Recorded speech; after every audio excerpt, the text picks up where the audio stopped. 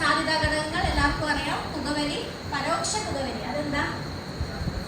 Passive smoking അല്ലേ. നമ്മൾ പുക വലിക്കുന്നില്ല എന്ന് പറഞ്ഞിട്ട് നമ്മൾ രക്ഷപ്പെടുന്നില്ല.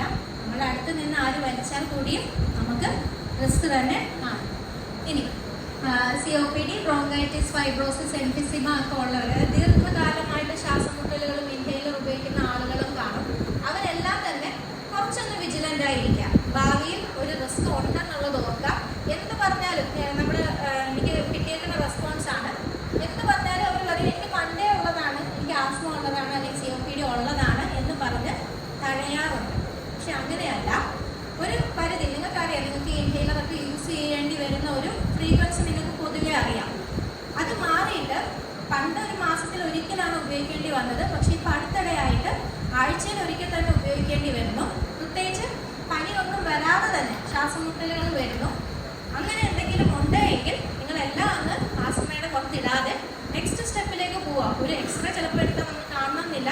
ഒരു CT എടുക്കാൻ ഡോക്ടർ പറയുന്നുണ്ടെങ്കിൽ യാതൊരു മടിയും കൂടാതെ അത് എടുക്കാൻ തയ്യാറാവും.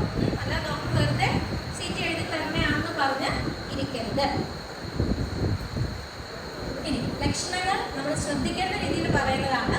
2 ആഴ്ചയിൽ കൂടുതൽ നിൽക്കുന്ന ചുമ. അതായത് നേരത്തെ പറഞ്ഞ പോലെ നിങ്ങൾക്കിപ്പോൾ ഒരു ഹിസ്റ്ററി ഉള്ള ആളാണെങ്കിൽ തന്നെ നിങ്ങൾ എന്തായാലും പോയി എന്തൊക്കെ ചെയ്യും? മരുന്നെടുക്കും, ആൻറ്റിബയോട്ടിക് എടുക്കും, ഇൻഹേലറൊക്കെ യൂസ് ചെയ്യും. പക്ഷെ 2 ആഴ്ചയായിട്ടും മാറുന്നില്ല എങ്കിൽ അടുത്ത പടി കയറണം.